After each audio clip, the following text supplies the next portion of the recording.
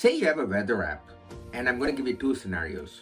Scenario one, the weather app says there's 100% chance of rain, okay? So what do? You wear your raincoat, your rain boots, then you get a weatherproof bag, and then you take your umbrella, and then you dress up appropriately. And then you get out of the house only to notice that the sun is shining, the birds are chirping, people are singing, and people are in their t-shirts, tank tops, and shorts. And you feel that you're really overdressed. Keep that in mind, scenario one. Then you have scenario two, where the same weather app, it says there's 30% chances of rain. So what do?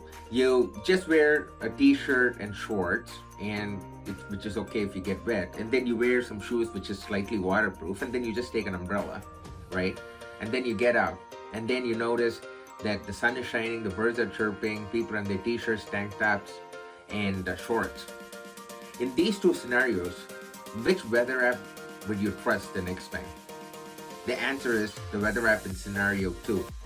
And the reason I'm giving this example is, in our real lives, we are in this situation where, say you're working, all of a sudden your manager comes and says, hey, could you do this task for me? And then you're immediately caught by surprise and you just say yes, even without thinking about what task you're already working on and what other task you need to complete.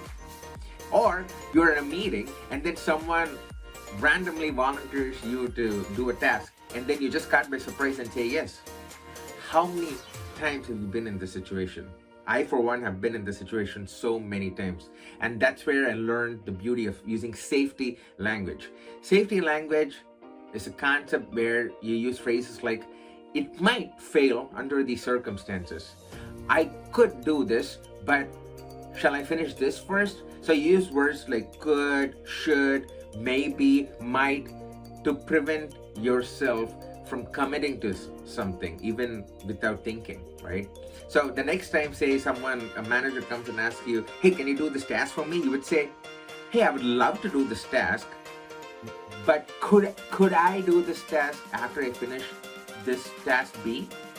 Or if someone says, hey, do you know how this issue happened? You could say, based on what I know, I think these were the situations the problem happened. So use those phrases and protect yourself when you're working with companies, and also buy yourself some thinking time to make sure you're working on the right thing at every instant of time. Use safety language, folks. Stay inspired.